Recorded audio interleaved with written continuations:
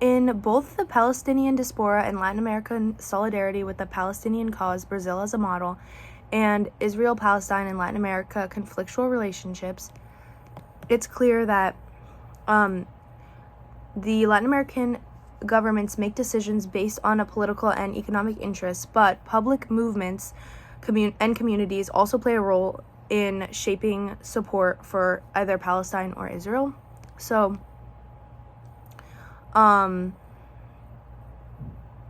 and Pawsey's book focus on government policies and international politics, and Bisharat more talks about the role of Palestinian immigrant communities that shape public support for Palestine. So,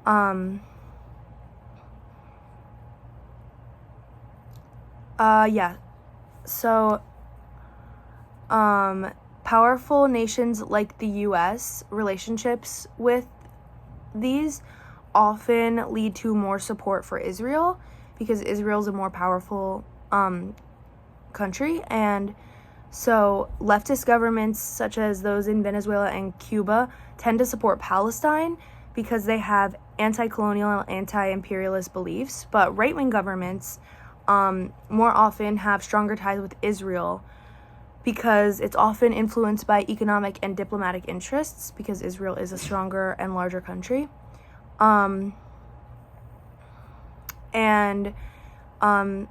Bisharat looks more at how Palestinian communities in Latin America, mostly in Brazil, as Brazil is the example highlighted, have influenced public opinion and political decisions. So there's many Palestinian immigrants, especially in Brazil, and their children have kept their cultural beliefs and identity strong and support the Palestinian cause, which sways many groups and just public support, grassroots support for Palestine, by organizing events and lobbying politicians and even having social movements.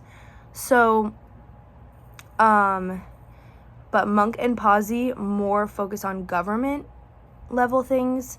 So like politicians normally might change their stance on Palestine based on international pressures and ties, but Palestine may still have strong activism and public support in the country, even when governments don't share that opinion. And places like Colombia often have close ties to the U.S. and therefore support Israel because the U.S. strongly supports Israel and has for many years. But yeah, places like Venezuela and Bolivia often resist U.S. influence and oppose Western powers, so they side more with Palestine. But when Brazil officially recognized Palestine in 2010, for example, it reflected the influence of public support and the Palestinians community in Brazil's efforts. So,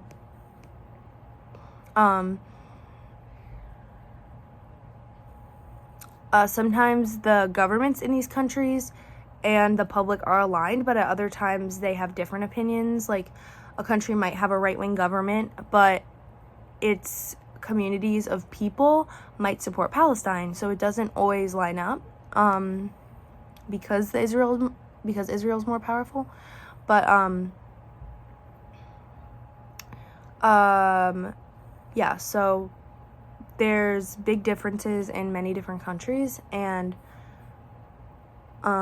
it's very polarizing and split between who supports who, and it changes often. So but yeah, the conflict has strong ties in Latin America, and